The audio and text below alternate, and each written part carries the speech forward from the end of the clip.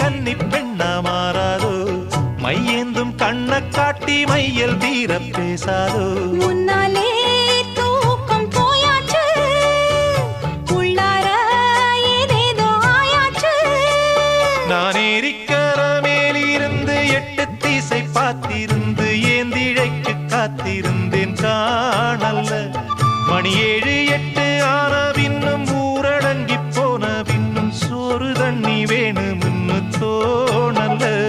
என் தெம்மாங்கு பாட்டை கேட்டு தெங்காத்து ஓடி வந்து தூதாக போக வேணும் அக்கறையில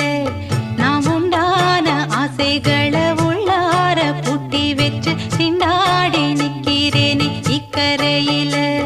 நான் ஏரிக்கர மேலிருந்து 8 திசை பார்த்திருந்து ஏந்திழைக்கு காத்திருந்தேன் காணல்ல